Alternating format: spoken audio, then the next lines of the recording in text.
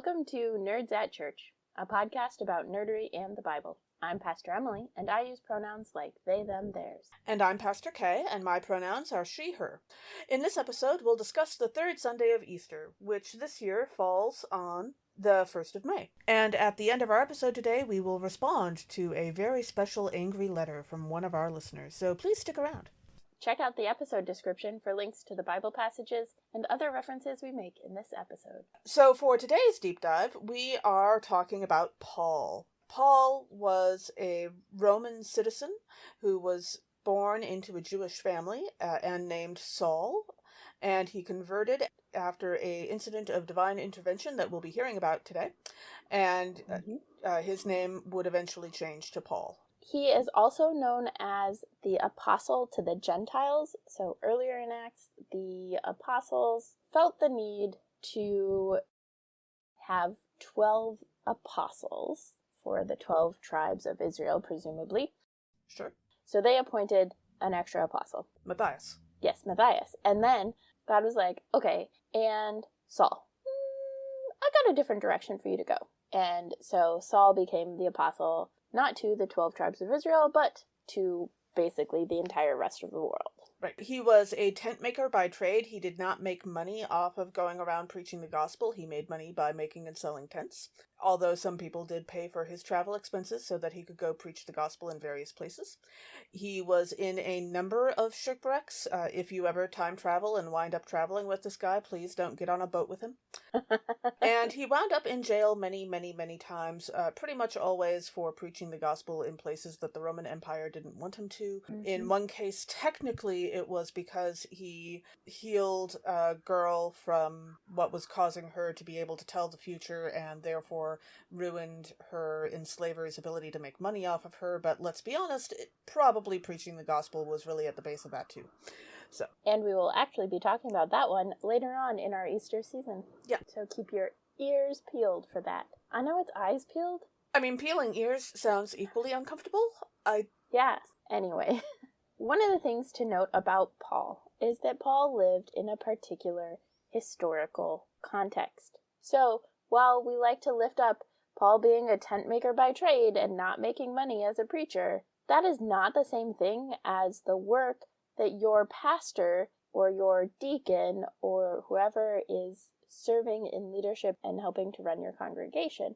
It's not the same thing as the work that they do. The world has changed a bit. Yes. The world has changed, and the ways we make money has changed, and the ways we need money to live, and the expectations we have of clergy to be well educated about the Bible and theology have changed. So, yeah. Don't use Paul as the see, we shouldn't pay pastors anything. They should do it for free, because I went into debt for you, and that matters. I mean, let's be honest, we went into debt a little bit for ourselves, because this is like a career track that we find fulfilling, but... Yes, but probably would not have done it if there wasn't a career track involved. Well, yeah. We're not trying to insult traditions where pastors have a day job. That can work for some people. We do encourage a solid background education for pastors because that's important and helps you avoid a number of mistakes that have been made in the past because you have learned that history, and that's good. But also, I know a few pastors who genuinely appreciate having a day job and preaching on the weekends, and that can work for some people. We're just saying that doesn't work for us. Yes, and that it should not be imposed upon pastors by other people or deacons. Right. Anyway, so Paul is mostly known both through this story in Acts, but actually as the writer of most of the non-gospel Christian New Testament. So if you don't count the Gospels, Acts, or Revelation, most of the other letters are attributed to Paul at the very least. Right. Not all of them. There are some, like the Johns and others, that are not even claimed to be written by Paul. And a lot of these are really well-loved verses that people quote. Sure. So in Paul's letters, he has a general format. It is a lengthy greeting that involves some sort of praise of Jesus / God, and greeting of at least the person who's addressed the person or community addressed in the letter, plus probably specific other people are name dropped. And then he goes into the bulk of the issue that he's actually trying to address in that particular community. Right. So one thing to note is that all of these letters are to specific communities. Paul was not trying to create a systematic theology. And let's just take a moment to be grateful for that, because, man, if he had been, oh gosh, it would be longer yeah. than Calvin's Institutes, I'm just saying. And that's saying something. Yeah, it would have been bad. Yeah. But he's specifically talking to the Romans about what's going on with them, Sure. to the Corinthians about what's going on in Corinth, that sort of thing. And then at the end, he has another semi-lengthy goodbye with some sort of benediction-y, blessing, amen type of thing. And like most of our communications could probably use a little bit more blessing each other. Let's be honest. That's not a bad idea. It's true. It's true. If you want to emulate Paul, that's one of the ways that you could, and it wouldn't piss off all of the women and queer people in your life. We'll get to that. Yep. The letters that Paul writes give us insight into who he is, and that is, not unlike the letters written in Dear God, It's Me, Margaret, right? Those are letters to God, but really they're letters about Margaret, and we get to know Margaret through them. And now I have the image of Paul trying to explain puberty that involves a uterus, and acknowledging the awkwardness that always happens with that, just like that book does, and that's never going to leave me, so thanks. I also immediately thought of another book for approximately that age range, Dear Mr. Henshaw, which is a epistolary book, a book consisting of letters, written to an author by a young boy who's going through a fairly difficult time in his life. And there are, of course, several other examples of books that are collections of letters, or both fiction and nonfiction. Mm-hmm. Probably Paul is not trying to emulate the Screw Tape Letters by C.S. Lewis. No, although I think he would like them. Like, that strikes me as his kind of literature. Paul doesn't have a lot of a sense of humor, but I think he'd still appreciate that. Yeah, I think he would appreciate them, but, he's not actually a demon writing to another demon about how to, win people away from Jesus. No, although we might whine about him in a way that makes it sound like he might be a little demonic, but that's really our shortfall, rather than, yeah. Anyway, so as we get into the letters that he wrote, the ones that we are, 99% sure Paul wrote are Galatians, Romans, 1 Corinthians, 2 Corinthians, Philemon, Philippians, and 1 Thessalonians. So these have some really great and beautiful passages that get quoted a lot, like, there's neither slave nor free, Jew nor Gentile, male and female is from Galatians. Romans has, for I am convinced that neither life nor death nor anything else in all creation can separate us from the love of God in Jesus, or the Spirit intercedes with sighs too deep for words to express. Yes. I love Romans 8 in particular. Romans is real popular for the Lutherans because Martin Luther was like, hey, look, justified by grace. Yep.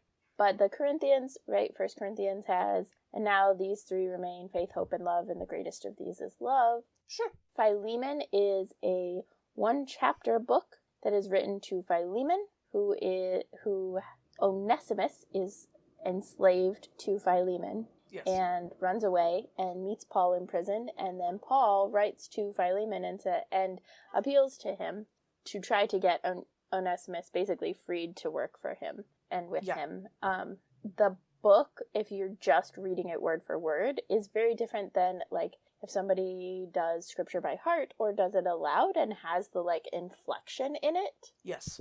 Paul lived in a context where appealing to someone's honor and those sorts of things were really important. And so that's what Paul is doing in Philemon, but it doesn't necessarily come through in the writings. Yeah. When we're just reading it. And Philippians has I can do all things through Christ who gives me strength. There's just a bunch of really great verses that are really commonly people's favorite verses or those sorts of things. Sure.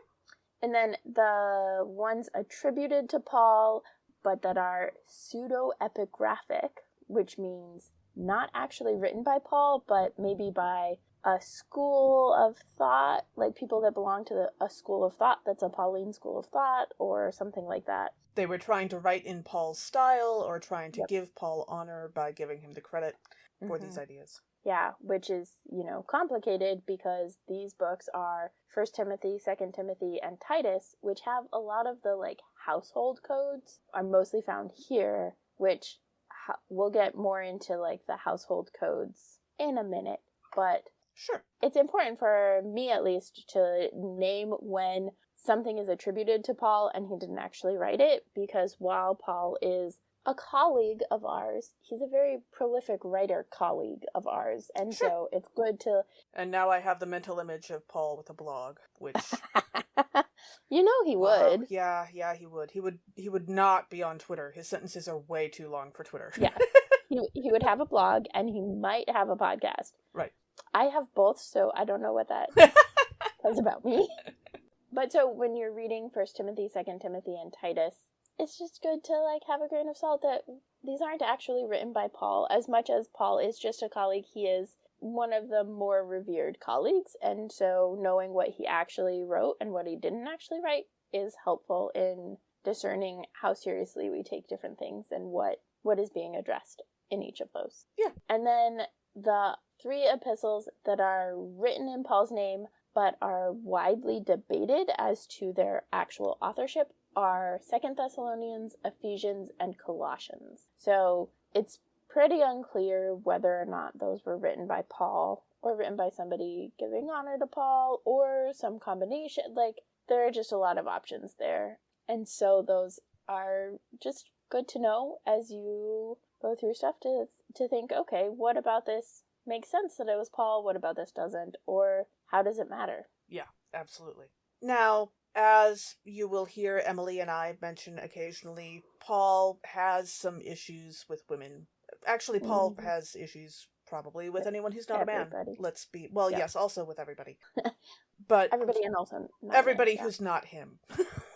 Paul does not have that many issues with himself. He does occasionally seem to have a moment here and there, but that's pretty rare.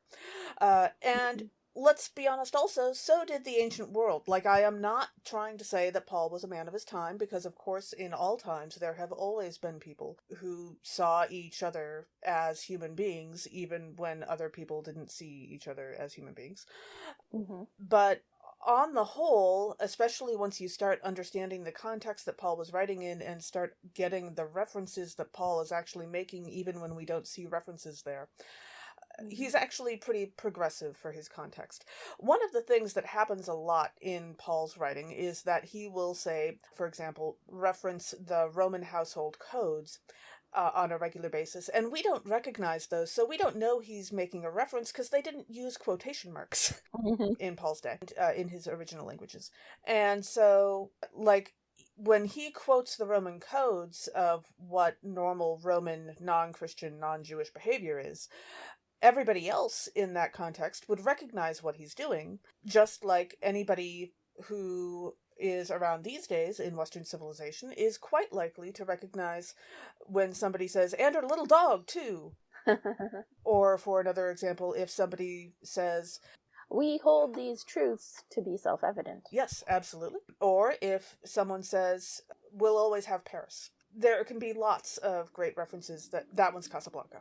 Okay. Never seen it. There's a lot of references that we would get that Paul wouldn't get, obviously, and there's a lot of references that Paul makes that we don't get, and that loses you context, and a lot of study Bibles don't even bother addressing this stuff because they're busy, explaining other things, like how the original Greek word actually has 4 different meanings that, depending on which one you want to go with, changes the entire meaning of the text, and so they don't really always have time to explain, and by the way, this is a reference to this other thing. So it's complicated. If you want to learn a little bit more about what the Bible actually says about women, including Paul, but not limited to Paul, I would very much suggest that you read The Making of Biblical Womanhood by Dr. Beth Allison Barr, which came out last year, and I really enjoyed. Yeah. Also, one of the things that we mentioned at the top, but bears repeating because it has gotten lost in history a couple different times, is that Paul was Jewish, right? And when we say that Paul was Jewish, part of what we're talking about is that is a context he is speaking in and from.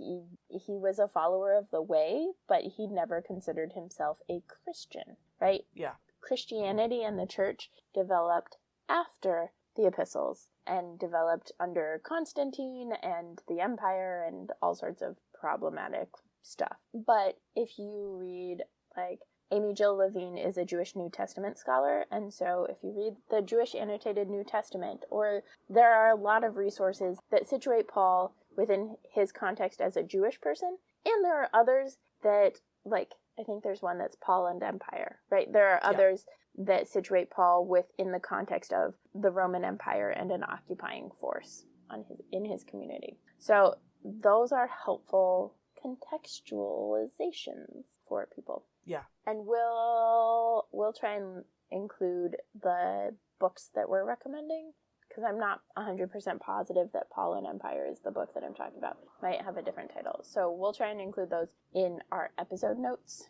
for you if you're interested as we move through Easter, but also, you get a lot of readings from Paul throughout the year. Yeah. And one of the other things that comes up in 2 Corinthians is this idea of the thorn in his side that Paul has. And that gets talked about a lot. It's actually become one of the more common phrases, that there's a thorn in you're a thorn in my side.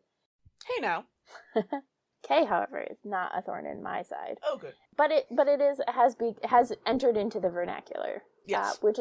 It's always fun for me when, like, there are phrases that are in the vernacular and I'm like, I know where that comes from, and it's the Bible, right? Anytime you say delivered on a silver platter, that's actually referencing the beheading of John the Baptist. Yes.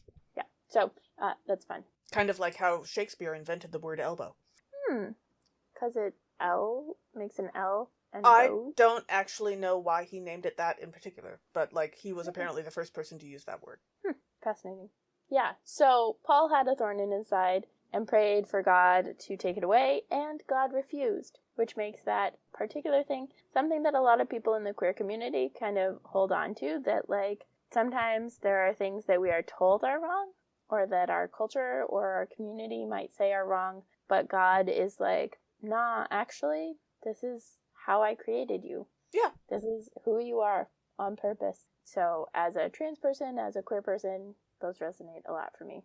Sure. But we don't actually technically know, I guess. We don't actually technically know what the thorn in the side is. We just have guesses. Yeah, there are lots of theories, although my personal favorite is always the cartoon that occasionally makes the rounds, where it is made clear that the thorn in Paul's side is SpongeBob SquarePants, chained up in the jail cell next to him. I doubt that one's actually true, to be fair, but...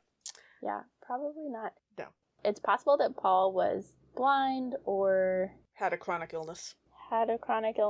The blindness comes from, I believe, Philemon, where he writes, see, I'm writing in my own script, and so it's a lot bigger. Writing is the assumption. Yeah, and also, I have commented occasionally on the podcast about this before. One of Paul's habits in several of the letters is that he uses himself as an example of what good Christianity looks like. Now, these days, when someone does that, I mostly want to smack them across the face. I don't, because I'm a good Christian. See how that works? Mm-hmm. But these days, somebody doing that is just an incredibly egotistical move and is just irritating and is actually not what a good Christian looks like. But in context... in Paul's historical time and place, we also remember that there just were not a lot of Christians around. Like, probably Paul was writing to all of the known Christians in the world at some point, because, like, he probably wrote a few letters we don't have anymore, but, like, he probably knew a lot of them. And for some people... Paul might have been the only example of a Christian that they had that wasn't like their neighbor who also, borrowed their hedge clippers that one time and never returned them.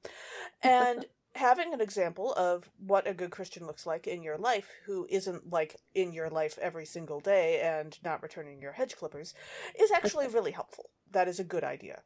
Most of us have people like that in our lives that we can look up to without having the constant reminders that, yes, this is actually a real, ordinary, and occasionally irritating human.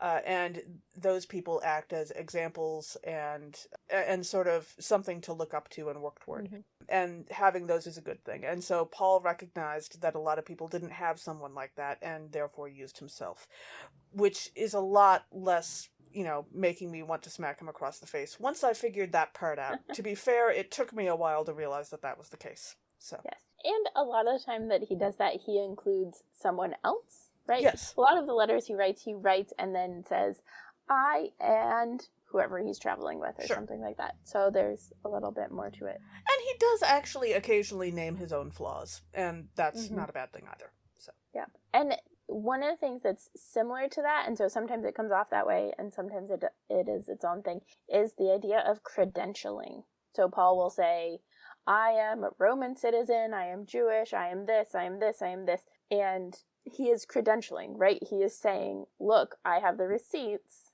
This is why I am qualified to be talking to you about this thing. Yeah. It happens a lot today. Like, when cishet white guys do it, I'm like, really? Yeah. Really? But when marginalized people do it, it is because we automatically are assumed to not have the knowledge or expertise. And so it is a way to say, look, I am qualified to be making this decision or to be advising you on this thing.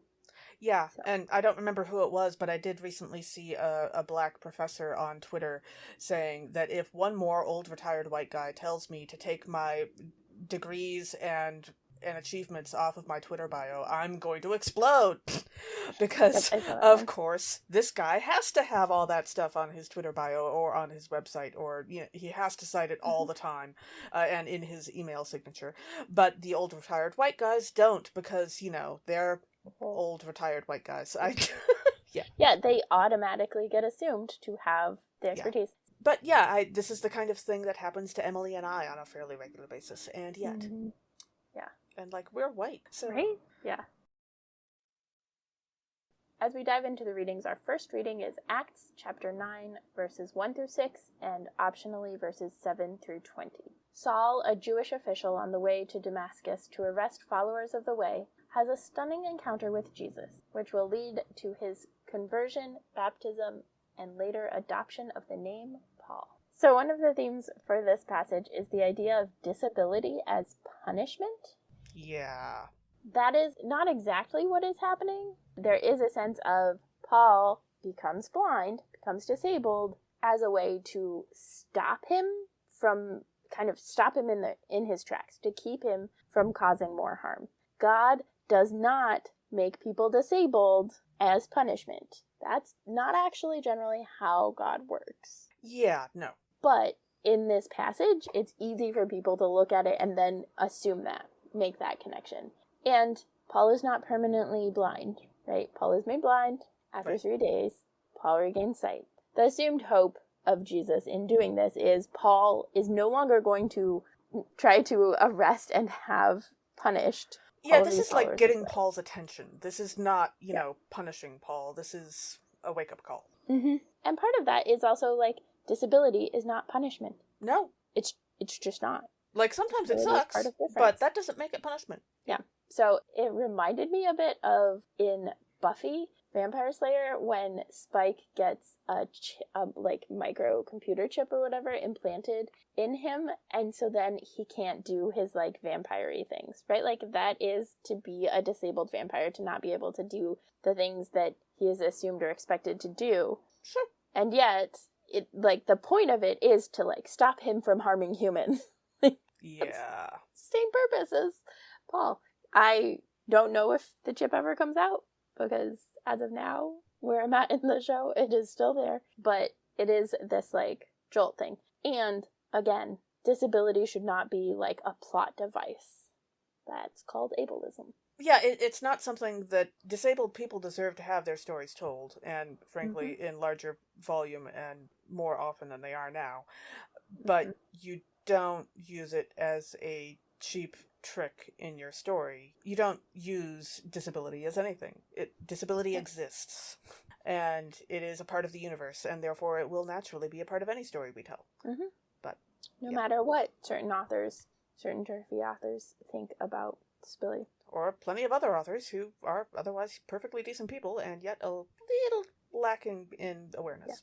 Yeah.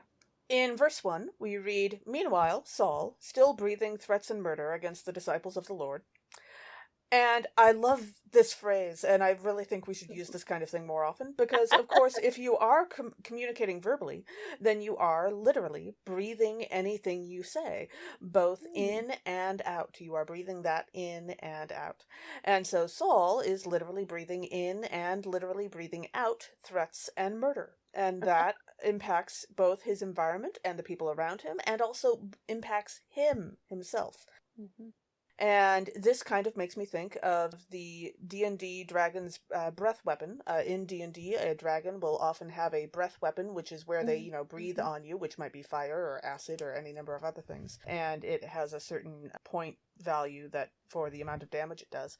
And there is a amount of damage that breathing threats and murder on a daily basis will do to you, or it will do to your heart, or will do to yourself, and will do to others around you. And so I think that's very accurate. Yeah.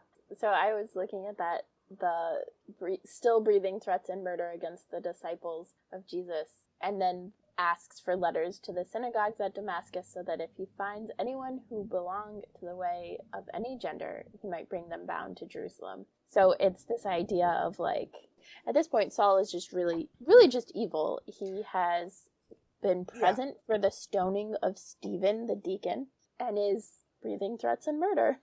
And so it reminded me of the commandant in the series An Ember in the Ashes, who, as the commandant of the school, she is looking for basically any little slip-up, any excuse to punish, harm, or kill the students, the people who are enslaved and work there, anybody. And so it just, like, Saul feels very commandant-y in this characterization of him pre-conversion, which he talks about, like, in his letters. Yeah.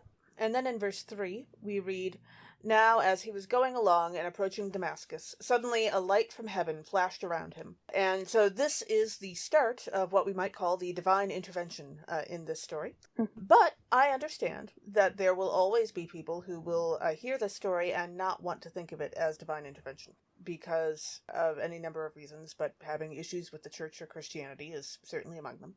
And if you're absolutely convinced that this couldn't possibly be a divine encounter of some type, then I suppose another option would be a close encounter of the third kind, as they are known, which is to say a direct encounter with aliens of some description. And those are often, when you read accounts of people who claim to have had those kind of encounters, they are often accompanied by a bright light that obscures your vision for a while. Doesn't necessarily mean that Richard Dreyfuss himself is going to show up like in the movie. Just saying. But I did consult with a ufologist for this, or a ufologist, as they are also occasionally known, because UFOologist is a little awkward and bulky, who I also happen to be married to, and they confirmed that, yes, the bright light is a very common aspect of it.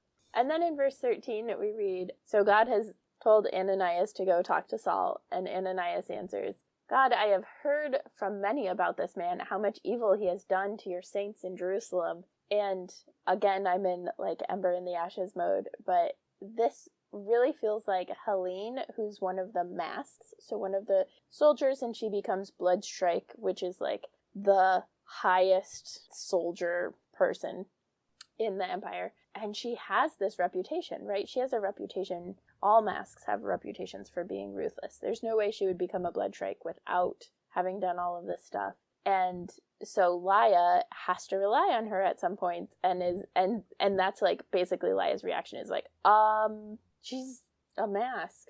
She kills people. Like, that's what they do. And then Laia gets to know her more, and Helene goes through a lot and grows as a character and human. Sure. And so later on in the third and fourth books, there's a, like, moment. Yeah. I have to say, I do love the concept of those moments of, God, are you really sure about that, God? Or could we, like, just double check this real quick? Because, like, it has to be pretty extraordinary to say that to God, right? But I also couldn't think of other examples. I'm sure it must be a trope, but I couldn't figure out what it was called. And so I couldn't come up with a reference for it. But I do love when those moments happen, because it's usually the sign that something really strange is about to happen. So. Yeah. But it's also like, I would much rather have those things happen than like pull a Jonah and just peace out. No questions asked. Yeah, no, that winds up with you getting swallowed by giant sea creatures, and that sounds wildly unpleasant. Whereas, God is actually usually okay with you saying, could we talk about this for a second real quick? So, and our next reading for this Sunday is from Revelation chapter 5, verses 11 through 14. The author attempts to describe what worshiping God will be like when all are gathered around God's throne. One of the themes in this passage is that it's all of creation. It's not just humanity, it's not just angels, it's all of creation. And we are actually recording this on Earth Day 2022. So that is last week for those of you who are listening to this. Yeah. But it made me think of like of creation and like Fern Gully and the many books and movies, the Lorax that we have that talk about the gift of creation and the importance of creation. Yeah, so I was just like, sure, this is wonderful. Excellent. And then in verse 11, we read, Then I looked, and I heard the voice of many angels surrounding the throne, and the living creatures and the elders. They numbered myriads of myriads and thousands of thousands. That is a lot of eyeballs. Yeah. Yeah, a witch's supply store could not hold that many. It's about as many crystal balls as exist in the Hall of Prophecy at the Department of Mysteries. Like, that is a lot of eyeballs, because every angel has a ton of eyeballs, and that angels number myriads of myriads and thousands of thousands. What if they're beetle eyes? Wasn't that a thing that was in stock in one of the magical shops in Harry Potter? They would be very, very tiny. So. Eye of Newt happens in those would be somewhere between human size and beetle size. That's fair. Sure. But still, that would be a lot. Yeah, definitely. That'd be like somebody misordered. Backstuck. Man, can you imagine the smell when they went bad? Wow. Oh. I apologize to you all for that. That was a mistake. Moving on. In verse 12, we read that they are singing with full voice, Worthy is the Lamb that was slaughtered to receive power and wealth and wisdom and might and honor and glory and blessing. Okay, so depending on how you want to read that line that they're singing, this could mean that the Lamb, that is Jesus, who was slaughtered, is also worthy of that whole big list of things.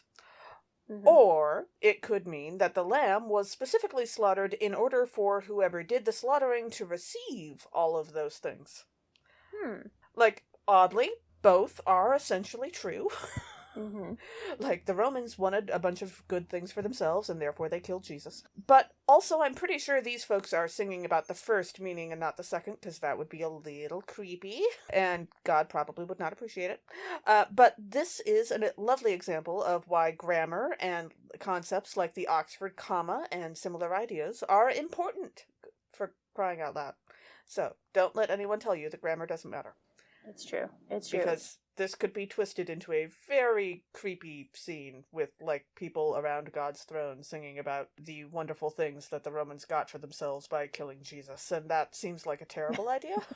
Don't do that. Yeah. What I found interesting is in verse 13, then I heard every creature in heaven and on earth and under the earth and in the sea and all that is in them singing, To the one seated on the throne and to the Lamb be blessing and honor and glory and might forever and ever. In that, the thing that's missing is power, wealth, and wisdom on the part. Like, the creatures are not concerned with power, wealth, and wisdom, which I think is interesting, like, in the sense that, like, most creatures on Earth are not actually interested in power and wealth, or necessarily even, like, wisdom, though there is something to be said for, like, the wisdom of all of creation. I mean, also I would say that God already has tons of power and wisdom and therefore doesn't need more, and wouldn't especially be concerned with wealth, because, like, who created that in the first place? Exactly. But those are the those particular things, especially power and wealth, are the things that are super important for dystopic rulers, right? Like, they always want the power and the wealth. And for Divergent, Janine is the head of erudite, and so the wisdom or knowledge is also a huge part of it for her, and she just wants it all. Okay. Which is not a sign of... It's not a good sign when somebody wants all the power, all the wealth, all the wisdom. No, that becomes a problem. And then in verse 14 we read, "And the 4 living creatures said, Amen, and the elders fell down and worshipped." And, okay, I am not Gen X. I am a Zennial, if anything. And I am not claiming that this is an accurate mental image, but my brain immediately on reading this verse went the first Blues Brothers movie. I don't really acknowledge the others, but I know other people do, so that's fine. Mm-hmm. I'll call it the first one. With the bit where there's that worship service at the start at Triple Rock Baptist Church, and it's being led by Reverend Cleophas James, who is played by James Brown in the movie, and that is now the worship scene that I am imagining for this, and I think that's pretty fabulous. So... that is fantastic. And just a bonus trivia for you all, because we're not covering all of Revelation in this. That would take years.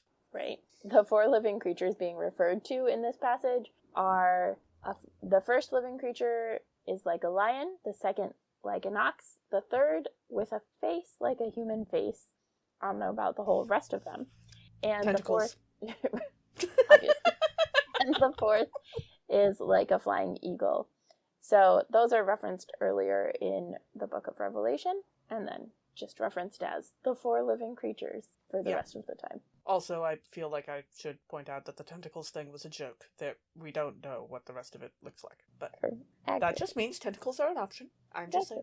Okay. And then our gospel reading is John chapter 21, verses 1 through 19. Jesus greets the disciples for the 3rd time after the resurrection, and they have breakfast together. Jesus tells Peter to feed my sheep 3 times. Reminiscent of anything, Peter?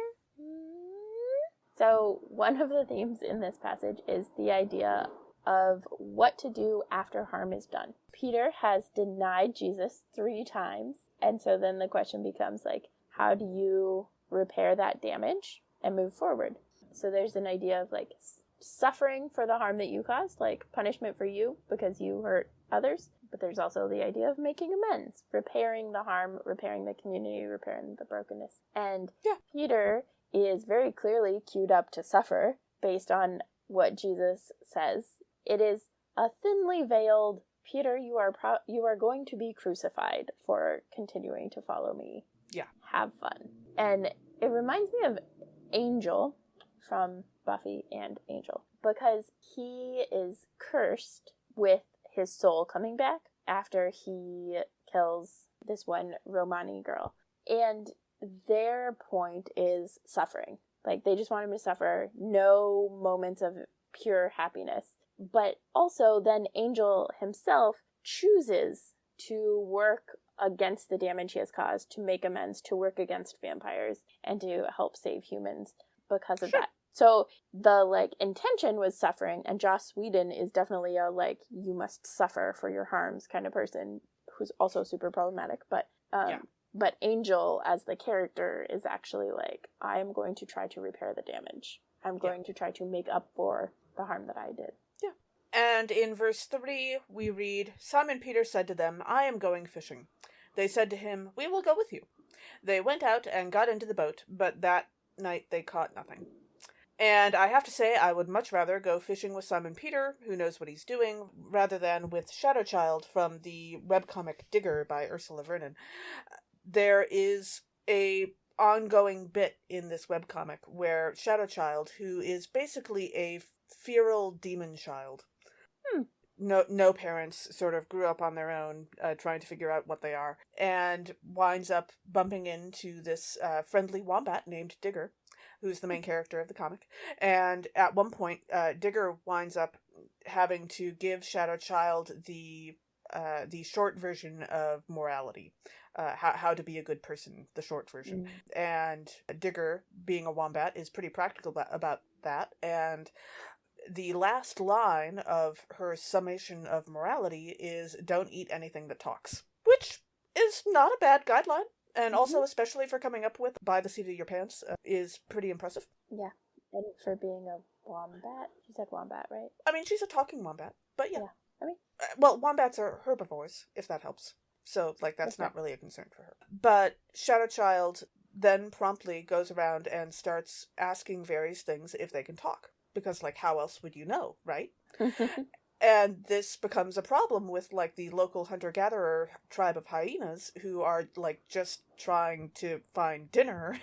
And at one point, Shadow Child bumps into one of the hyenas who is fishing and believes that the flopping of the fish on the line could be understood as interpretive dance and takes the fish off the line. And that is a little frustrating for the poor hyena who is really just trying to get lunch that day, for crying out loud.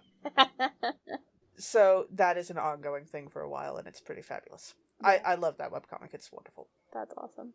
And then in verse 8, we read, "But the other disciples came in the boat, dragging the net full of fish, for they were not far from the land, only about 100 yards off." And this is my, like, periodical, hey, this is my theory about who the beloved disciple is.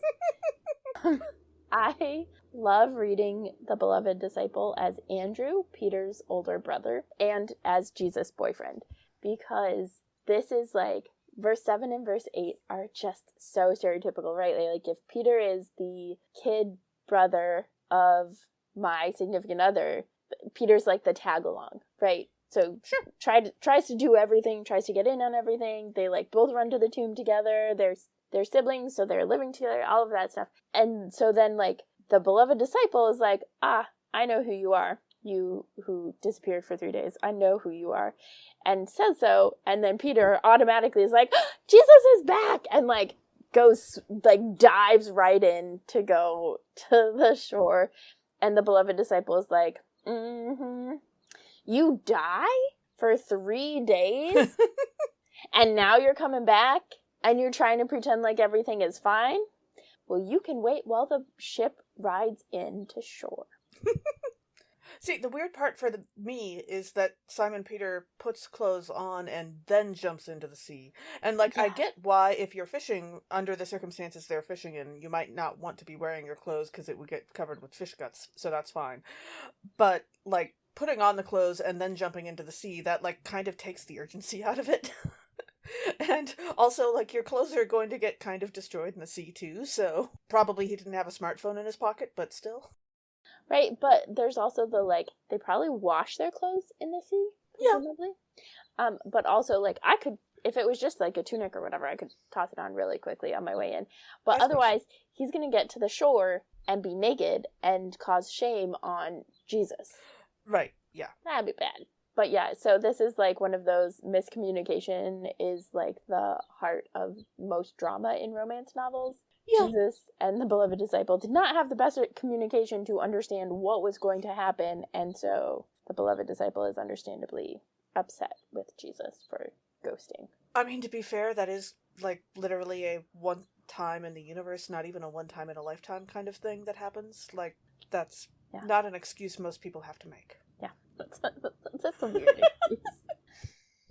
And then in verse 12, Jesus says to the disciples, "Come and have breakfast." Now none of the disciples dared to ask Jesus, "Who are you?" because they knew it was Jesus. Okay, but this had to be at least second breakfast, right?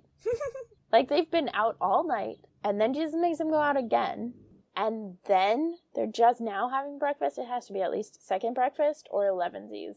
I'm just sure of it. And then in verse 15 we read, "When they had finished breakfast, Jesus said to Simon Peter, 'Simon, son of John, do you love me more than these?' He said to him, 'Yes, Lord, you know that I love you.' Jesus said to him, 'Feed my lambs.' So we will talk more about sheep next week. But I did want to take a moment to point out that feeding lambs is actually hard work when you're doing it consistently, like when you're the sole source of food that the sheep have. And it's not just like a visit to a petting zoo where you have a handful of pellets. Like, you actually have to haul some stuff in order to feed any number of sheep for any real length of time. And especially if you're also hauling the water that they drink, that's even more work. And so when Jesus is telling Simon Peter to feed my sheep, this is not a trip to a petting zoo. This is not a fun outing. This is like a constant, everyday, fairly heavy amount of work. And oddly enough, the work of ministry is very much like that. So, yeah. And now for our newest segment, Let's Make a Muppets Musical. When we look at the passages that we have for today, who would we cast as Muppets or even the occasional token human in these scenes? I don't know about casting Saul or Paul, whether in Muppet or human form, but I have to say that the whole going fishing trip, I think that there are several scenes where the Muppets go fishing, and Kermit does seem to, have his own take on it, what with, he can just catch flies with his tongue, and I kind of wonder if he can also do that with fish. So I don't know that maybe Kermit would be cast as Andrew in that story, because Andrew is a little more focused on the actual fishing and a little less focused on the jumping around and finding Jesus part. So Andrew, the beloved disciple, or Andrew? Yes. Okay. In the gospel story, yeah. Yeah. I was thinking about Fozzie Bear as Ananias, because there's I could see Fozzie Bear being like, well, are you sure? Really? And then being like, well, okay, and going to do it. So yeah, he could do both. Yeah. Absolutely. Okay. And now, dear listeners, we are responding to an angry email. To put in air quotes, as we mentioned last episode, the best way to help us know that your angry email is not actually angry is to title it Angry Email. So thanks to listener and friend of the podcast, Pace Warfield May, for sending an angry email. That was properly labeled. Hooray. It was properly labeled. In response to our Palm Passion Sunday episode. Pace is a Jesus Christ Superstar fan and a music and theology nerd married to a professional musician who works in opera. So, particularly huge fan of Jesus Christ Superstar, which we accidentally did not label correctly throughout our episode. Jesus Christ Superstar is a rock opera, not a musical. And this, as Pace mentioned in their email, is important because so frequently when we think of operas, we think of old, stuffy, white, foreign language things. And opera is much broader than that. There are blues operas. I mean, to be fair, Jesus Christ Superstar is pretty white. And also, actually, about people who are now dead. But that's a little unrelated. Yes, but that it's not necessarily viewed as for older white elites, right? Yes. It is viewed as something for more common people. And another example would be Porgy and Bess, which is an opera that features bluesy and jazzy music. So we will, of course, we were wrong. We rescind the musical classification. It is. Well, Andrea did point out at one point that it's a rock opera, but I don't know that made the regular episode. That might just be in the Patreon. I'm not positive, and the way that she phrased it, I think we could have been clearer. Sure. This is a rock opera. Operas are very diverse and wonderful things. And Pace is really interested in the John Legend version. So I don't know, maybe next time we'll have to do a crossover with Horror Nerds at Church or something and do Jesus Christ Superstar, all three versions. Yeah, absolutely. And the other piece is Simon the Zealot and Simon Peter are two different Simons. We got them a little bit confused in the episode. So those are kind of the big things. Also, it was a very friendly letter, and we appreciate that too. Yes, it was a very friendly letter, and Pace got into some of the details and how complicated it is that Jesus Christ Superstar doesn't have a final resurrection scene, and which kind of gives it a lot more to delve into and to dig apart. Sure. As opposed to a very different emotional note. Yes. Yeah, it was a great email, and we really appreciated it. And we will gladly welcome all of you to send us more of your thoughts on our episodes if you have feedback for us or questions or any of that stuff. And we will do our best to keep up with it and tackle it. But yeah, there's some conversation in the works about other Passion movies, musicals, operas, including Godspell, The Last Temptation of Christ. Horror Nerds at Church did The Passion of the Christ this year. If you want to... I mean, I cannot recommend watching the movie, having watched it for Horror Nerds at Church. It is a horror. But, yeah, it's a horror. But if you want to kind of dive into how problematic and harmful it is, check out their episode, and we'll link to that as well. But who knows what will come up next year for Holy Week. Keep your ears peeled for that. Yeah. Thanks for joining us. Catch us next time when we'll discuss nerdery connections to the scripture readings for the 4th Sunday of Easter with our special guest, Polly Festa. This podcast has been produced by us, Emily Ewing and Kay Rohloff. For more fun, check us out on Twitter and Facebook at nerdsatchurch, or contact us at nerdsatchurch@gmail.com. Also, if you like what you've heard, rate us or leave us a review on Apple Podcasts, Facebook, or wherever you catch your podcasts. If you want access to our uncut guest episodes and interviews, live Q&As, and more, support us on Patreon at patreon.com/nerdsatchurch. Also, let us know on Facebook or Twitter who you would cast for Let's Make a Muppets musical for this episode. As the ancient Christians said, Pax Vobiscum.